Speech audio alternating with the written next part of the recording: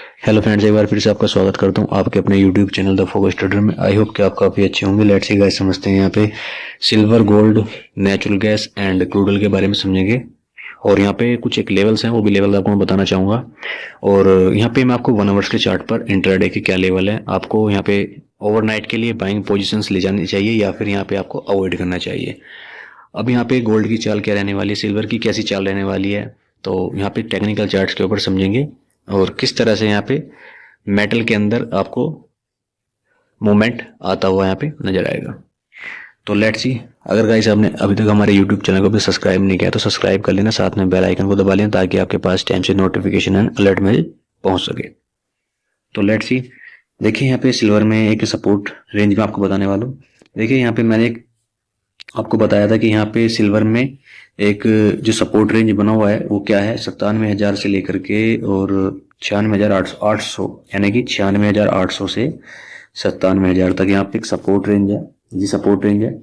और यहाँ पे रिटेस्ट करके आ रहा है ऊपर से, यानी कि यहाँ पे अगर आप देखोगे तो सिल्वर यहाँ पे ब्रेकआउट किया, ब्रेकआउट करने के बाद में रिटेस्ट के मूड में है। और यहाँ पे अगर यहाँ पर इस लेवल के आसपास होल्ड करता है, यानी कि 96,800 के आसपास होल्ड करता है, तो आपको यहाँ पे बाइंग का प्लान करना चाहिए।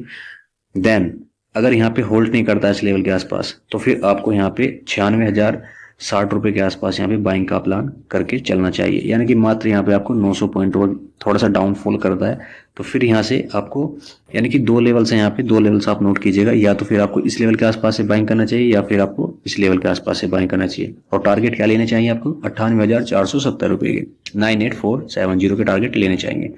वहीं अगर यहाँ पे 96,000 के नीचे निकल जाता है, यानी कि 96,000 के नीचे निकलता है, तो फिर आपको नीचे में गिरावट कहाँ तक नजर आएगी फिर सिल्वर के अंदर, 94,700 एंड 93,900, यानी कि 94,700 एंड 93,800 के आसपास तक फिर आपको गिरावट नजर आएगी यहाँ पे। तो अभी फिलहाल में सिल्वर में इंट्राडे के हिसाब से यहाँ पे तेजी यहाँ पे मुझे नजर आ रही है और यहाँ पे आप बाइंग का प्लान कर सकते हैं इस लेवल के आसपास से। और काफी अच्छा ब्रेकआउट हमें यहाँ पे 1 आवर्स का देखने को मिला है और ब्रेकआउट के ऊपर यहाँ पे आप यानी कि रिटेस्ट हुआ, यहाँ पे आप बाइंग का भी प्लान कर सकते हैं जो लेवल मैंने आपको बताए हैं। वहीं बात कर लेते हैं गोल्ड के बारे में कि गोल्ड में अब क्या करना है आपको।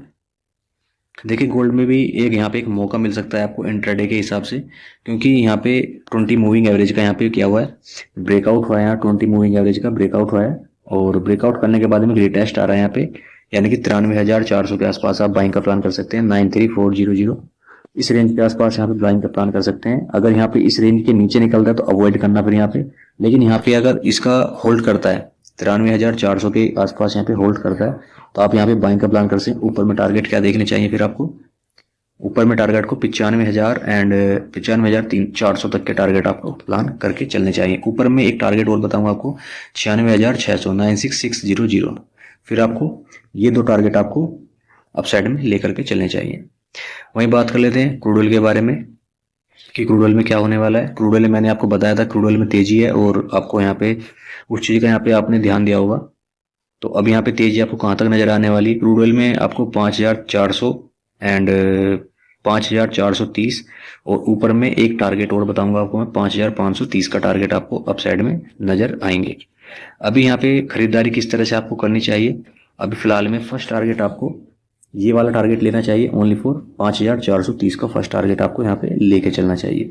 बाइंग आप यहाँ पे करके चल सकते हैं और ऊपर में आपके लिए 5,430 का टारगेट है। देन इसके बाद में यहाँ पे एक रिटेस्ट आएगा तो फिर आप यहाँ पे ऊपर में 5,540 के लिए आप प्लान कर सकते हैं, यानी कि 5,540 तक का प्लान ऊपर में कर सकते हैं। काफी अच्छा यहाँ पे मूवमेंट है और क्रूड ऑयल के अंदर भी आप यहाँ पे बाइंग का प्लान कर सकते हैं। नीचे में सपोर्ट लेवल की बात करें तो स्ट्रॉन्ग लेवल क्या है सपोर्ट लेवल का, यहाँ पे 5,140 एंड 5,100, यानी कि 5,100 एंड 5,140 ये स्ट्रॉन्ग सपोर्ट है। सॉफ्ट सपोर्ट की बात करें तो 5,230 का सॉफ्ट सपोर्ट है, यानी कि सॉफ्ट सपोर्ट हमारे लिए क्या बना हो ये वाला। अगर ये टेस्ट यहाँ पे अगर आता है तो फिर भी आप बाइंग का प्लान ही करके चल सकते हैं।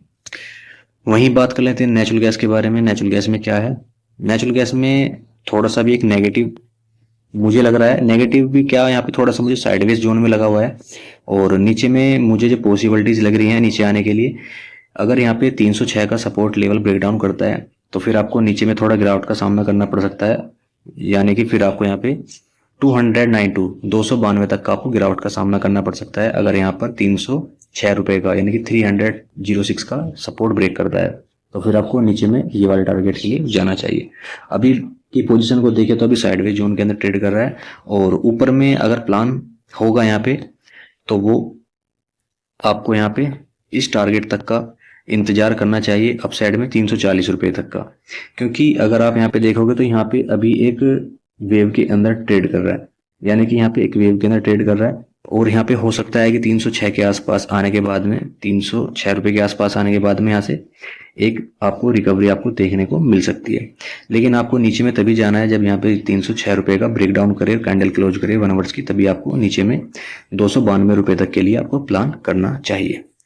तो गाइस चलिए इसी के साथ मैं वीडियो क्लोज करता हूँ। आशा करता हूँ जो लेवल्स आपको बताएं समझ में आए हों। Thank you traders.